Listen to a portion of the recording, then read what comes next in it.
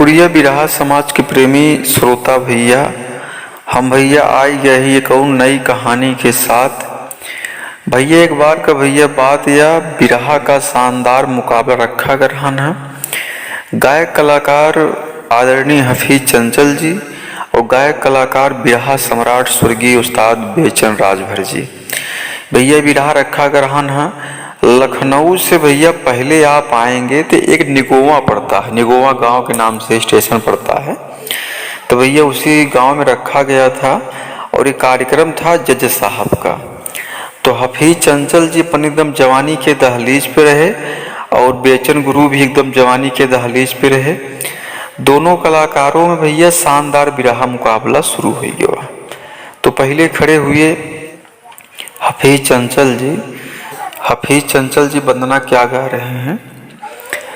पहले बोले तर्ज है, ले बालम बजरिया से चुनरी, बजरिया से चुनरी, बजरिया से चुनरी, ले बालम बजरिया से चुनरी। तो हफीज चंचल जी क्या गा रहे हैं अपने गाना में? अरे ललनवा के जननी, ललनवा के जननी, सुन ले पुकार होला, ललनवा के जननी, सुन ले पुकार होला, ललनवा के जननी। तो भैया हफीज चंचल जी बहुत सुंदर ढंग में देवी वंदना, इस गीत को आप लोग सुने भी होंगे, उनके मुखार बिंदु से बहुत बेहतर ढंग से गाया करते थे और बहुत सुंदर गाए। और गाने के बाद जब लोकगीत का नंबर आया तो उन्होंने क्या गाया था? एक तर्ज पहले बोला था, कहन जाना बिचन भैया देखा ये तर्ज आपके बनारस के आटे। जब रामदेव और बुल्लू भैया का बिरहा मुकाबला दोनों कलाकारों का होता है तो सब आपस में इस तर्ज पे नोक झोंक करते रहे नहीं। तो तर्ज का लिया फिर चंचल जी, कहीं गांव की गोरी चोरी चोरी हो, गांव की गोरी चोरी चोरी जब पनघट पे आए, चुनरिया लहर लहर लहराए, चुनरिया लहर लहर लहराए। गांव की गोरी चोरी चोरी, गांव की गोरी चोरी चोरी जब पनघट पे आए, चुनरिया लहर लहर लहराए, चुनरिया लहर लहर लहराए। जब यह तर्ज हमारे प्रयागराज में आए तो हमारे उस्ताद का गाए दे हैं, मौत किसी को ना छोड़ेगी राजा हो या रानी, रे तेरा जीवन बहता पानी, रे तेरा जीवन बहता पानी। तो भैया इसी अंदाज में हफीज चंचल जी बहुत बढ़िया एक लोकगीत गाए थे, क्योंकि भंडारे का कार्यक्रम था तो उसमें बहुत बढ़िया लोकगीत गाए थे। लोकगीत तो हमें नहीं याद है, जो भाई कहानी को बताए तर्ज बता पाए, तो हमने तर्ज ही बताया है, कहानी नहीं बताए। तो भैया एकदम बेचन उस्ताद गुरु जी एकदम मार्केट में फैला चमका हुआ कलाकार रहे। और भैया जवानी की बात हम बतावत थे, एकदम जवानी दहलीज पे रहे हैं।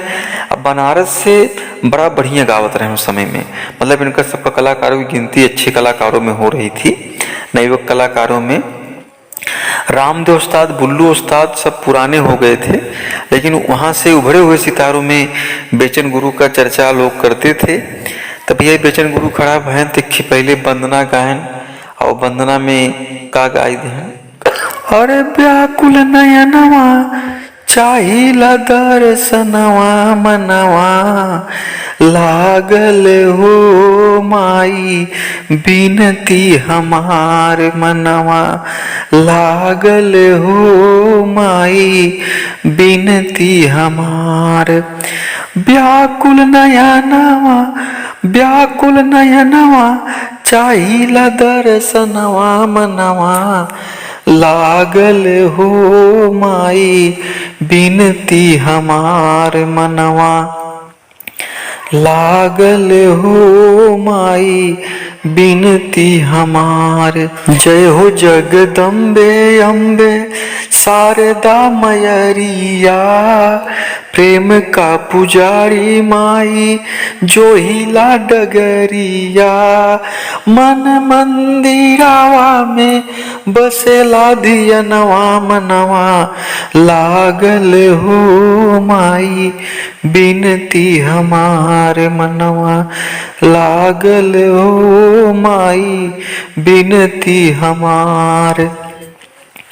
तो भैया बेचन गुरु जी बहुत बढ़िया यह पचरा गायन और समय इनकर पचरा शुरू दौड़ में आए रहन कैसेटी में और मार्केट में बहुत तहलका मचाए रहन और यही पचरा से बेचन उस्ताद गुरु को लोग बिरहा सम्राट की सूची में लगे जोड़ने।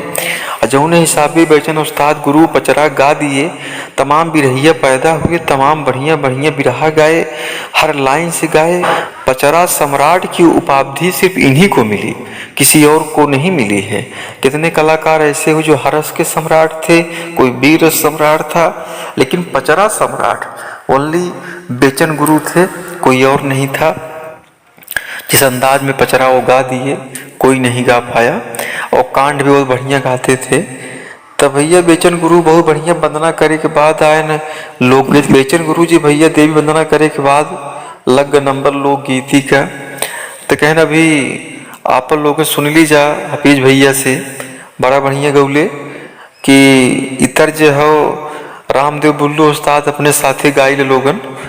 तो बेचन गुरु का गावत है मंचवा पर से कहन कि हफीज भैया हमार तो हर शायद ढेर संगत ना है भैया है, कुछ ही संगत भैया है, लेकिन इतना जवानी में जवानी खून हुआ तो ना ललकारी गावत है। अभी बहुत गावे के बाद तनी के आराम से काम करा। तो बेचन गुरु हफीज जी को यही नसीहत दी है कि अभी तनी आराम काम करा, अभी पूरी जवनिया गवैन के बा। तो बेचन गुरु का गावत है हो मंचवा पे कहीं कि अभी भैया बतौलन कि रामदेव उस्ताद हो वो बुल्लू उस्ताद का जब बिरहा मुकाबला हो तो उनके बीच का तर्जिया। तो कहन कि हफीज भैया का तर्जिया हम हो गाइला कहन लाल चुनरिया गोरिया ओढ़े पन घट पे मुहे मिली गई जवनिया देखत हमारी घिनी गई जवनिया